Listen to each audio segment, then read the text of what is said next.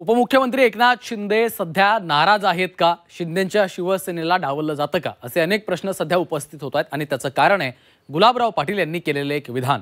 काँग्रेसपासून आम्ही हाच त्रास सहन करतोय असं गुलाबराव पाटलांनी म्हटलेलं आहे आणि त्यामुळे आता विविध चर्चा सुरू झालेल्या आहेत. पाहूयात. काँग्रेसपासून पण आम्ही हेच त्रास सहन करत गेलो, लढत गेलो, चालत गेलो, आताही चालतोय. की त्रास होतोय, आता तो कुठपर्यंत सहन करायचा, कुणाला सांगायचा, काय त्याच्यावर मार्ग आहेत. यांना हा त्रास पाचवीलाच पुजलेला लक्षात येतोय. ज्या स्वतःवर बितते त्यावेळेस हा त्रास त्यांना लक्षात आलेला आहे. महायुतीमध्ये एकनाथ शिंदेंच्या नाराजी संदर्भात मंत्री गुलाबराव पाटलांनी एक सूचक विधान केलंय. काँग्रेसपासून आम्ही हाच त्रास सहन करत आल्याचं गुलाबराव पाटलांनी म्हटलंय. त्यामुळे महायुतीमध्येही शिवसेनेच्या नेत्यांना त्रास होतोय का असा प्रश्न गुलाबराव पाटलांच्या वक्तव्यानंतर उपस्थित होतोय. कारण मागील काही दिवसांपासून भाजप आणि शिवसेनेमध्ये आलबेल नसल्याचं चित्र आहे. त्यामुळे गुलाबराव पाटलांच्या या विधानानंतर राजकीय वर्तुळात चर्चांना उधाण आलंय. संधी मिळावी, शिवसेनाही आपल्या पद्धतीने लढतीये आणि आम्ही काय आजच लढतोय असं नाही आहे. काँग्रेसपासून पण आम्ही हेच त्रास सहन करत गेलो, लढत गेलो, चालत गेलो, आताही चालतोय. त्याच्यामुळे चालणाऱ्याला भीती नसते.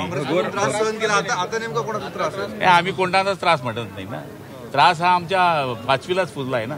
पण आता कोणीच देत नाही त्रास. आम्हाला स्वतःला त्रास आहे. भाजप आणि शिवसेनेमध्ये नेत्यांच्या फोडाफोडीवरूनही नाराजी नाट्य रंगल्याचं पाहायला मिळालं होतं. दरम्यान यानंतर आता गुलाबराव पाटलांनी केलेल्या विधानानंतर विरोधकांनी देखील शिंदेंच्या शिवसेनेला टोला लगावला. तर संजय शिरसाट यांनी देखील गुलाबराव पाटलांच्या वक्तव्याला दुजोरा दिलाय. काल इथे जसं गुलाबराव बोलले तसे संजयजी शिरसाट हे सुद्धा बोलले होते की भारतीय जनता पार्टी पैसे देऊन माणसं फोडते. हाच आरोप आम्ही 3 वर्षापूर्वी केला होता. हे ज्यावेळेस फुटले होते त्यावेळेस आरोप आम्ही हाच केला होता की भारतीय जनता पार्टी सत्तेचा, संपत्तीचा वापर करून माणसं फोडते. आता यांचे माणसं फुटल्यावर यांना हा त्रास लक्षात आला. यांना हा त्रास पाचवीलाच पुजलेला लक्षात येतोय.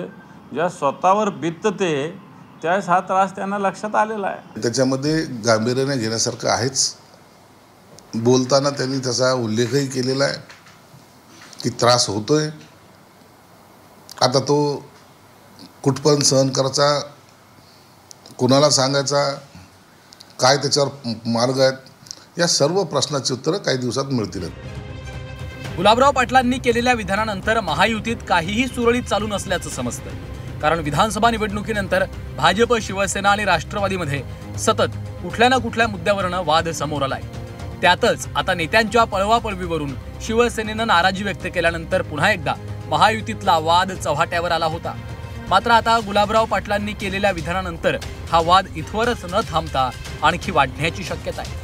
ब्युरो रिपोर्ट, झी 24 तास.